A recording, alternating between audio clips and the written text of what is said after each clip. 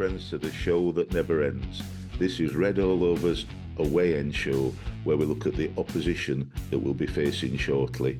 To achieve this, we'll be talking to fans of the opposition, so I hope you enjoy the show.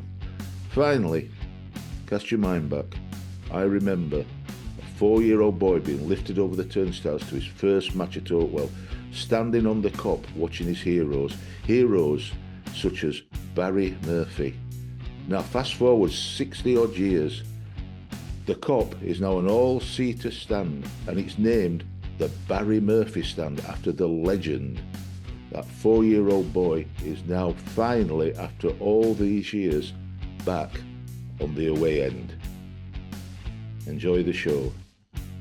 Roll the titles.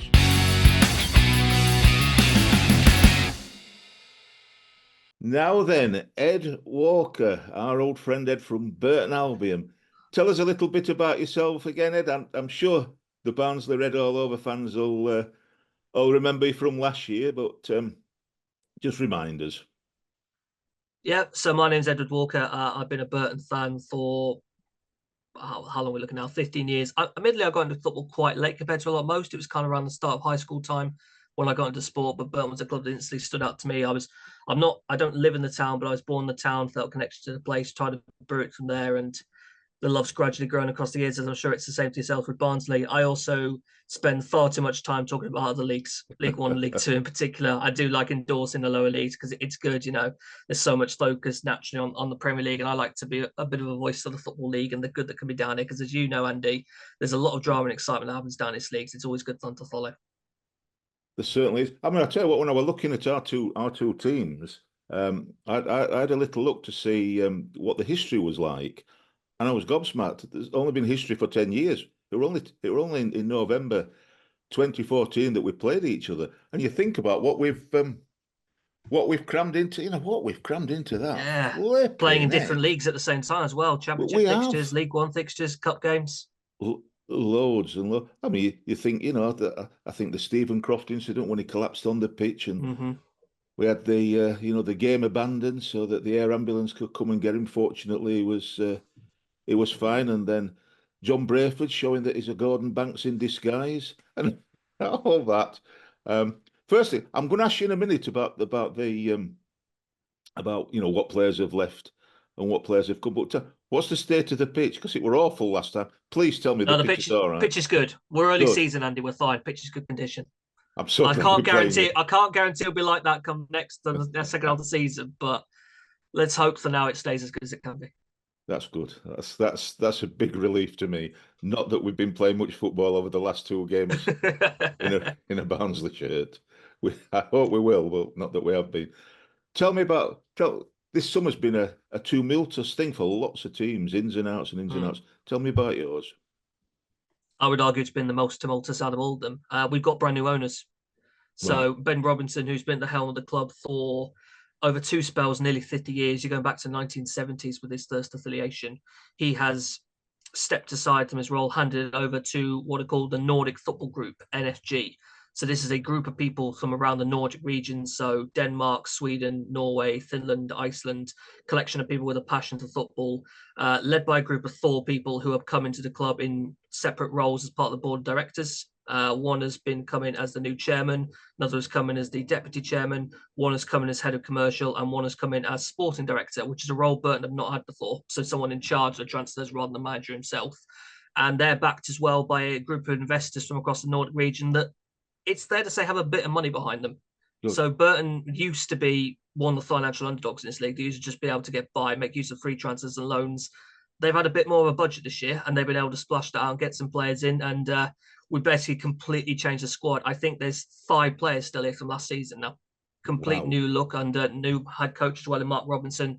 I think we're up to 23 signings now. That includes a Costa Rica international, which I never thought I would see play for Burton Albion. That's a nationality I did not think I'd ever see here. A guy who plays for Lithuania, an international for Guyana who picked up from Stevenage, Terence Van Kooten, you all remember him from last season. And it's a new look team. We still haven't seen everyone yet because some of them have suddenly got injuries to start the season. But when we're all good and going, we think we've got 2 players for every position, and we're quite excited to see how this looks. And how's it going so far? It's gone all right. We haven't got a league win yet, but we also haven't lost since the opening day. So You've it drawn a lot, kind of haven't you? depends. You've Got a in lot the of league. You've draws, lost yeah. one and drawn four. It's a 0-4-1 record at the minute from Yeah. 5 games, which Burton the last 2 seasons have generally failed to get any points for the first month of the season. So it's been an improvement on that. We're still a little bit annoyed. We think we could have had a win by now, particularly I think Mansfield on match day 2 comes to mind. But last time out, draw at Rotherham, pretty good. You always like getting one over Steve Evans, which is quite nice. So we're feeling quite good at the minute. We just kind of want to get those 3 points on the board and really get properly going. And I noted that Jasper Moon, our ex-player, has left you and gone to Harrogate, I think. But you've still got our ex Jason Sraha, who's Yes. been playing. We haven't seen him yet. Oh, haven't you seen He's it? one Oh, of I those who's thought. been injured to the start of the season. He's just Oh, come well, I back thought he'd into been. contention for this weekend. Right. So he might appear. I'm not sure. It's kind of him or Jack Armour for the left centre-back spot. So Yeah. we'll see what happens with that. Oh, flipping heck. And I don't know if you've seen him yet, but you've got one of our old ex-loanees, Harry Eisted, who we loved it, or most of us did. But he's not getting a look in with your current goalkeeper. No, it's Max Crocombe is our reigning player of the season, and the reason we're still in League One. Quite frankly, he was so good last season. I mean, when your goalkeeper wins player of the season, it's not a great sign to the campaign you've had, but he did richly deserve it all the same. And they were looking to get a backup and some competition for him. Gone with Eisted, who I agree at Barnsley was sensational. I think we might still have the Charlton one. Sadly, the Charlton one was a bit dodgy. They weren't very keen on him over there. He got burnt opening day. Didn't do a great job dealing with balls into the box. And I think he's probably now the backup behind Crocombe, who's much more popular here. And he'll probably play cup fixtures. Yeah. No. Since there's been so many changes, and there has been, hasn't there? Has it made any difference? New coach, lots of new players. Has the formation changed? Has the style of play changed? 100%, Andy. We're completely different now. Last year, we were not a toppling side at all. I think we were probably one of, if not the worst toppling sides in the league. There was no clear direction to the play. Very dependent on set piece threat that occasionally was provided. Now there is a much clearer identity. We are a 3-4-2-1 in shape. We're very progressive. We play very high with wing backs. They're expansive shape, which can leave you vulnerable in the counter-attack. It's part of getting adjusted to that and getting fully up to speed with it. One of the key lads is our lad, Elliot Watts, who's coming from Salford to play at the base of midfield, likes distributing passes around. 2 expressive 10s who play in 3 roles behind Danilo Orsi, who was very good to Crawley last season. Loads of new faces here. The only ones that really still here from last season that are still playing are goalkeeper Max Crocombe and then Ryan Sweeney right in the heart defence. Yeah, so I remember Ryan, we've gone through a real change of shape now. And the aim on this weekend is going to be to try and control with the spells as we can and cross some moves together to get some open play goals, which would be quite nice because we've not really been doing that for the last 4 years. It's been a tough watching Burton Albion his last 4 years, and it's nice to see a team that actually has a bit of structure to it now. Well, I can echo that in Barnsley, to be honest, after last year, which we found very boring. I think so. I think there's a kind way of putting it, passing it around the back and not doing anything with it. We're now attacking, and when we pass it, like we did at Crawley, like we did against Bristol Rovers, it looks good. It looks good. What don't look good is when we don't pass it, like we didn't against Stevenage, and we just followed Stevenage's thing about putting eyeballs in, and we just didn't play with the midfield that we've got. So it's going to be an interesting game. 2 new managers or coaches, call them what you want. Lots of new players from both. So I think we'll probably start. It depends who's fit and who's not. Like you've said for yourselves, we'll probably have about half a team that's new. Probably about 5 players that are new. So it could be an interesting game. And last season, no reflection because we beat you twice last season. I'm not quite sure that we beat you at your ground, but we managed it. So it's going to be an interesting game. Are you looking forward to it? What do you think is going to happen? Yeah, I think Barnsley, to be honest, a bit like Rotherham last weekend, it was kind of one of those fixtures that it was last year's team. I just write it off and just say, we're not going to compete with these. They're just way better. I'm quite pleased Devante Cole's not with you anymore because he always used to get a brace. We are as well. So, that was the thing. Barnsley kept winning 2-0 with a Devante Cole brace when we went up to Oakwell. So that'll be something different when we go there next year to see what happens there. I mean, we've naturally kind of had a bit of a boost by the week you guys have had, which has been a rough week. It's not difficult to say that, the Manchester United result is what it is, but I think it's the Stevenage one that particularly sticks out in my mind as I'm not quite sure where you are now because I think you have looked convincing at times. There's other ones where you've not looked quite on it. So I don't really know where I sit with Barnsley. I think having seen us go to Rotherham as well, next championship side, and take the game to them, crash some opportunities and look good value for a point at the least, which, by the way, we're a bit hard done by as well because they had their first goal was offside. We also had a disallowed goal for offside that actually wasn't offside. So we're feeling a bit hard done by officials on that day. But that's Football League for you. We're feeling quite good about taking this little unbeaten run forwards and thinking this might be an opportunity to get the 3 points on the board we're looking for. It could well be. Like you say, if you'd have asked me, if we'd have talked a week ago, 5 days ago, I'd have been quite buoyant because we're doing really, really well. This last week's been a bit of a down to earth shell shock, I think. So, like I said, Manchester United, we were abysmal. We were just abysmal. After the first 15 minutes, we were all right. I thought we looked quite reasonable, and then we just threw it all away. We were just abysmal. I just didn't get why we played like we played at Stevenage. They utterly showed us up by, in the best possible way, being aggressive, and I mean that in the best possible way, getting stuck in, high balls in. I was quite happy at the start with high balls in because we got tall centre backs that could head it clear and what have you. But over the top, they just ran rings round us, and we just kept hitting it long. Every time we got the ball, we seemed to just hit it long and aimlessly, which is something that I've not seen us do that often. So it's going to be a lot. I know our coach Darryl Clark has had a go twice now. Has had a go in 2 games at not at the fans. Praise the fans, but had a go at the team. I just hope he can pick them back up, ready for this weekend. Otherwise, the same could happen again because I think anything that we get at your ground will have earned. It'll not. I'm not sure you'll have to earn that much the way we played this last week, but I hope we make it at least difficult for you. So maybe a draw. Maybe we can keep you down and get a draw. These 2 last results seem to have really deflated you, Andy. I get. If this had been last week, you really would have been a lot more buoyant about this. I would have been giddy. I'd have got silly. I'd have been most definitely. I'd have been like Matt Farley at Stevenage. I've been giddy. He had to take me back. He had to take the batteries out of me to calm me down. But no, it's. I'm hoping that we've got quality players in a number of positions that I hope do themselves justice and shake themselves down and show some grit to put on a performance for us that's worthy of Barnsley, really. And after 2 games, I hope that they're not so deflated themselves like we've been. I'll be all right by Saturday, but like we've been. My biggest worry is that my friend on Red All Over, Alan Smith's been to the last couple of games, and we conceded 10 goals and scored none, and he's coming to your place on Saturday. Fantastic. Good to hear. I've called him a Jonah and told him to stop at home, get a refund and just stop at home. He's a Jonah. I also told Gabe Sutton he were a Jonah because he went to the Stevenage match as well. It's down to him as well. So any excuse, you see, Got to find the scapegoats, haven't you? I'll find anything. Yeah, referee. Well, I'll get him in now. Referee's done us. Like you said, it weren't offside or it were offside. It were a clear penalty. It weren't a penalty. I'll get them all in. Before we even kick off. So anyway, so tell me about your strengths as a team. Or players. Who should we look for that could cause us bother? Mm-hmm. So aside from the goalkeeper Max Crocombe, who is still super dependable in goal, the one that's been a bit of spark within the fan base, a bit of debate, is Elliot Watts, who is our new number 4, our on-pitch captain, wearing the armband because of his vocal leadership.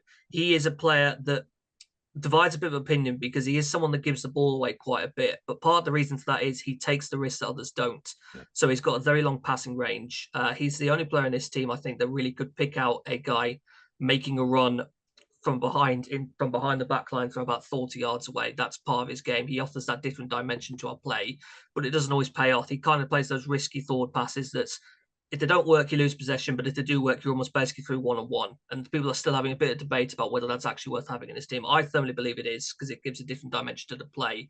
And I think with that, we'd probably be quite sideways and backwards in midfield. So it's handy to have him in there. His midfield partner as well, Keg Schalk, who is one of those who was still here from last season. But we forgot he was here from last season because he barely played. Right. He kind of started the season coming in from Southampton. He'd been at Exeter the previous year. Looked quite tidy in pre-season. And then Dino Marmid, ex-Bosch, just seemed to just completely give up on him and not bother with him. I don't know if it was an injury problem or just went out of favour. So we kind of forgot he was on the books. And then it came to pre-season. He came straight into the lineup to everyone's surprise, and he's just been brilliant. He's fantastic breaking out tight spaces, really keen at midfield too. Good bit of fight to him off the ball as well. Very tidy midfielder to have in the centre of the park. I'd want to pick out the right wing back as well. Udoka Godwin-Malith, who's come up a league from Swindon, previously played at this level with Forest Green Rovers. Very good amount of pace to him, very dynamic. Will try to make dark runs behind the back line. They could be picked out by passes from Elliot Watt, for instance. Want to keep an eye on. Left wing back, likewise. There's the option of Dylan Williams, who's a lad in loan from Chelsea, a natural left back, natural left footer, try to put deliveries in. Or we might play our Lithuanian guy, Tomas Kalinauskas, who's more of a winger at heart, and he'll stand up to the man, take him a 1v1, try to go past them. And then I suppose at 10 position as well, I go with Ben Whitfield, who is a sort of Yorkshire lad. I think he's originally from Bradford. Been at Barrow the last couple of seasons where he's been very good. He'll play as one of the 2 10s behind the striker, pick up the ball on the turn, drive forwards through midfield, like to get some shots off from around the edge of the box. So he's one to keep an eye on as well, I'd say. I noticed that Billy Bowden didn't play the last match. I've no idea. He's injured, sadly. He's out for a month. Where it is? That's a shame. I think he's a decent player. We might well have our big American centre back, Donovan Pines, might be out because he got concussion against Stephen. I'd seen that, as well as an IRT. Yeah, I'd seen that. So whether he'll, with the since he got concussion, with the protocol that's around that, whether he'll just make it or not make it, don't know. Just not sure. He'll be a loss for us because he's strong in the air, both in defence and in front. When it's corners, all sorts of set pieces and all that. So that'll be a shame for us. Please tell me you've got some weaknesses. Yeah, talking about set pieces. We were a big team last year that had a set piece threat. We're not as big anymore, and we're not really that structured. It's where Rotherham got their second goal last weekend with just completely failing to clear the lines and get their positioning right. So I think corners would leave me quite anxious. If you've got your big guys coming up for the back as well, I'm picturing Mark Roberts coming in there, for instance, or someone like that, or DJ Vignier perhaps attacking the same. And we do play an expansive shape. It's not perfect in possession yet, and that means you can pick up the ball and find yourself able to counter on us quite quick. So something where as well. If you've got a good bit of pace in your front line or in your midfield that can be exploited, that could be a potential problem for us as well. I certainly hope that our team don't watch this, because I don't want them to start putting high balls in all the time like they did last week. That'll be a nightmare for us. No, I don't know. Are you looking forward to it? That's the most important thing. It's an entertainment thing, isn't it? Football. Are you looking forward to the game? Yeah, this team's finally a good watch again. And to be honest, since COVID, since Nigel Clough left, it's not really been a good watch. This team's been able to get sufficient enough wins to stay in the league, but they've rarely been fun. They're often the kind of wins where you're kind of holding on to the end and the relief comes at the final whistle. You're not really enjoying the football up to the point that the game is over, and you're kind of daunting every Friday night waiting for Saturday because you don't really want to go through it. It feels a bit like a chore. But this team is a fun watch. It's been competitive so far. I'm encouraged by what I've seen. I like the style. I like the way we're trying to play. I'm excited because we've still got people like young lad from Chelsea, Charlie Webster, we haven't seen yet because of injury. We haven't seen Jason Shraha yet. We haven't seen a guy, Alex Bannon, who's coming to Queen's Park yet because of injury. These guys are all still to come and play their part. Like Ronnie Stutter, who's coming on loan from Chelsea as well. Striker, we haven't been able to see him yet. So we're happy with how it looks so far. We look competitive, and we just think we've still got to get better. I don't think this team's anywhere near its maximum level yet. Do you know what, Ed? You've disappointed me, really, because for a person whose team's not won all season, you're incredibly chipper. I expected you'd be down in the doldrums and moaning and groaning, like me, like I'm going to after this last week. I thought it'd be. It's early season. Miserable show.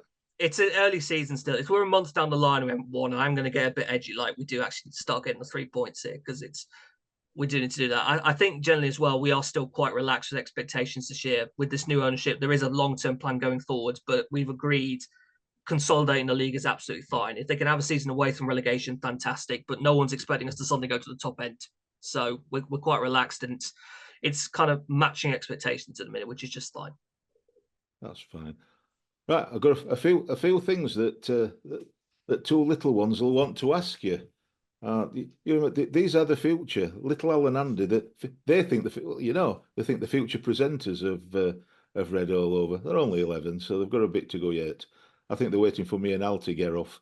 But We'll see. I know last year they asked you about who'll go down in the box. I'm not going to ask you that. We also asked you, I can't remember what the one they asked. Oh, who'll go down? Oh, yeah, who'll go down in the box and why you support them? You already told us this thing. So I'm not going to ask you. I'm not going to get them to ask you them.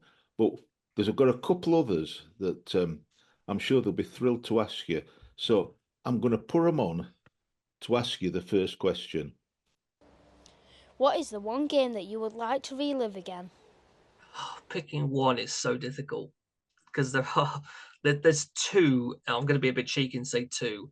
I think if I had to pick one, it would probably be the moment they won promotion to the Championship at the end of the 15-16 season. 0-0 draw at Doncaster. Not a great game, but they needed a point and they got the point. So I remember being quite young and I was only about 18, so I was quite young and naive at that point and just went kind of thinking we were going to get it because it never felt like for those 2 years they weren't going to get it. They were on an upward trajectory going back-to-back promotions.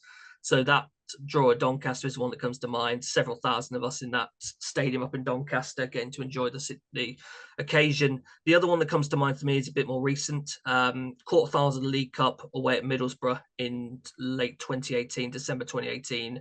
1-0 win, Jake Hesketh goal, booked our spot in the semi-finals.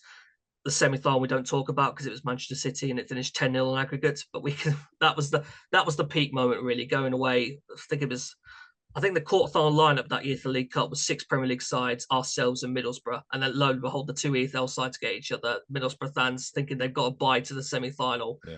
And we rock up and managed to beat them. And I remember getting in right as that game kicked off and just enjoying the occasion. And I remember Aidan Flint put a header wide from 2 yards out. And I still can't believe he put that header wide because it was generally harder for him to put it off target than on target. It was just a wonderful day to have. And I think that's the peak of the last 2 years, I'd say, for us as Burton fans. It might have irritated you that it was 10-0 over 2 legs. I'm just glad that we didn't play Manchester United over 2 legs. There was 9-0 in the first leg, so that was the brutal bit. Oh, dear me. Right. Thanks for that. I'll get them to ask their second and final question before we go on to predictions, thoughts and predictions for the game. So I'll put them on now for the second question. Who is the best player that you have ever seen play for your club? Best player is hard. I don't know whether to go down the route of the best ability I've ever seen in this team or the one that carries the most memories. Because I think for most of us, we would probably say Lucas Akins for the years of service he had, playing in every single outfield position. His peak years in the Championship level, playing at wing back, playing as a winger, playing at striker. I remember he played a game at centre back against AFC Wimbledon, 3-0 win. He was just that kind of player, a role model professional for how he operated off the pitch and indeed how he kept his fitness up. So that's one that comes to mind. In terms of best ability, I'm torn between striker Liam Boyce and Jackson Irvine, Australian midfielder who came in the first year of the Championship and got double figures from midfield. He's nowadays playing in Germany at St. Pauli, still an Australia international. Liam Boyce, for the 18 months or so that he was fit, was fantastic in League One. I think he probably scored in the last Barnsley win we had over you guys. I think at the 3-1 from a few years ago in 2019 that comes to mind. They're probably the two that stand out to me. I mean, the one that's gone to the highest level is probably Marcus Harness, who's just been promoted to the Championship. We only really got about 6 months of him. He came out of the academy, had years and years of kind of being very much on the periphery, got a chance in start 2019, hit some form, looked really good at the end of 18-19 and got sold to Portsmouth. So we only really got about 6 months of him at his absolute best, but maybe he's the one who's gone on to the highest level so far. I think he's got now dropped down a level to go on loan to Derby, which some Burton fans were not that pleased about to see. Getting loan, a Burton lad getting loaned to Derby that raised a few eyebrows, but he's gone there nonetheless. So I think in terms of overall ability, I think I'd probably go Jackson Irvine. Lovely. That's fine. Right, to finish off, so to go keep you too long. To finish off, predictions. What? I tell you what I've said because I often, you know this, I often lie on the away and often say, oh, it's going to be a 1-1 draw or something like that. I've said I've gone like that on our show that we recorded last night and said 2-1 to Barnsley, and that's in the hope that we're actually going to play football. After what you've said, I'm not sure I'm going to be right. I think I might have been a bit previous with that. So in your chipper state, this early in the season, having won nothing yet, but in your chipper state, we keep drawing, Andy. That's the thing. So do we just carry that sequence? Do we just carry that sequence on the minute? Which, I mean, it's not the worst thing in the world. We'd all quite like the win, but at the same time, we do recognise what Barnsley have done the last few years in League One, and would feel probably in the take a draw stage in a minute. I'm going to be a little bit more optimistic, though. I'm going to back the 2-1 Burton win to get this over the line. I'm worried that you guys are probably wanting a kick up the backside to get properly going after this rough week. But at the same time, I think we've got to take advantage of the fact that you guys, particularly that defence, which I think has played both games, has kind of had a bit of a rough time conceding 10 goals in a matter of days, and need to try and get you while you're a bit down, I think. So I'm going to go to snatch the 2-1 and get fully off the mark in the win column. Lovely. I'm glad you've got a good goalkeeper, and I'm glad it's not John Brayford. Anyway. Brayford's in the coaching staff nowadays. He's on the sidelines. Once again, thank you ever so much for coming on. It's so much appreciated. And all the best for the rest of the season after Saturday, and obviously the reverse match. You too, Andy. Finally, as Kenneth Wolstenholme said in 1966, there are some people on the pitch, they think it's red all over. It is now.